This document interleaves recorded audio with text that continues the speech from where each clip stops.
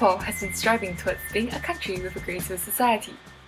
Unfortunately, we have failed to solve the simplest problem of getting people to give up their seats to the elderly on trains.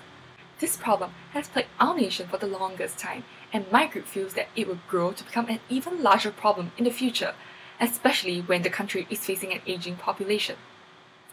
The number of persons aged 65 years and above is expected to grow from 8.7% in 2008 to about 19% in 2030. As our apathetic population grows along with the elderly, we believe that this problem will further escalate.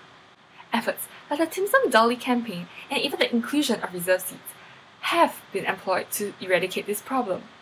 Unfortunately, they had little success.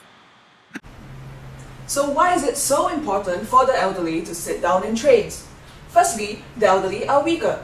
We understand that most of us are tired and sleepy after a whole day of school and work, and we feel the same way too. However, that is not an excuse to occupy a seat that is meant for people who need it more than us. Studies by the American Journal of Clinical Nutrition have shown that as people age, their muscles shrink, and this is known as sarcopenia. It means that the elderly have weaker muscles and cannot stand for long, which is why they need to sit more than you do. Secondly, the elderly are more likely to get injured from falling. 1 out of 3 elderly people aged 65 and above fall every year. That equals to 100,000 Singaporeans falling. Some injuries are fatal. In fact, my grandmother passed away because she fell and never recovered. But she wouldn't have died if someone had given up their seat to her. So please, give up your seat and don't be the cause of someone losing their life.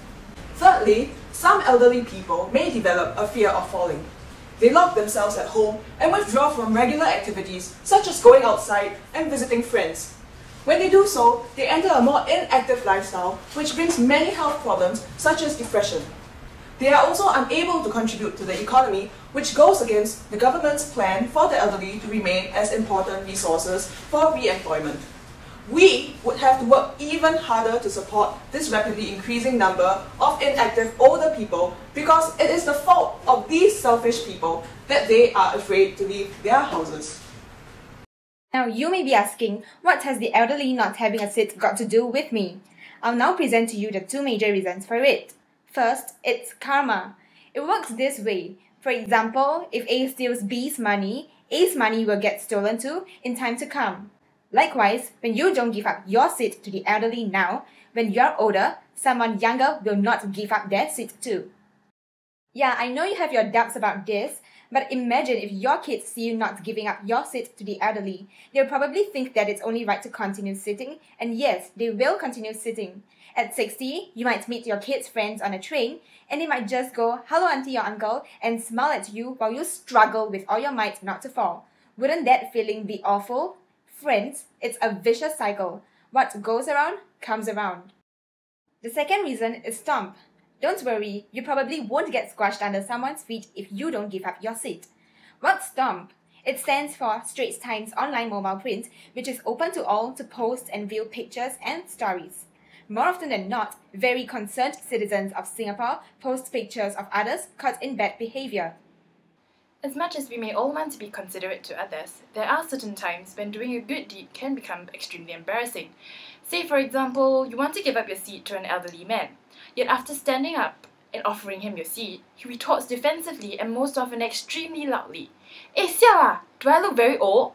And although the answer may be a resounding yes, he may not want to sit down and you are already too embarrassed to continue sitting.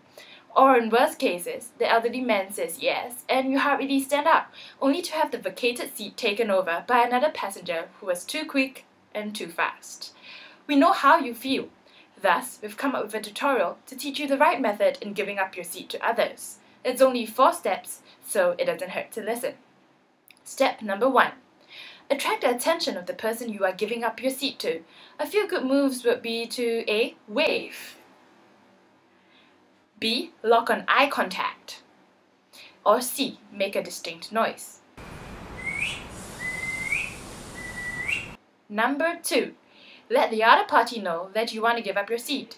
If you are within earshot, ask in a subtle manner like, "Hi, you look tired today. Would you like to have my seat?" Or, "Hi, I'm getting off at the next station. Would you like to take over my seat?" If you are not within earshot, then use gestures to indicate your intention. If the other party gives a positive reply, wait till the elderly person is near to you before standing up. This is to prevent other Singaporeans from usurping the seat you have meant for someone else. However, if the reply is negative, then just nod, smile, and continue sitting down. It doesn't hurt to be kind and ask. If you have successfully given up your seat, relish in the fact that you have done a good deed. If your kind offer was rejected, then relish in the awesome lesson because it's the thought that counts. We hope that our tutorial will make it easier for you to give up your seats in the future. Let's all strive towards building a graceful society for everyone to live in.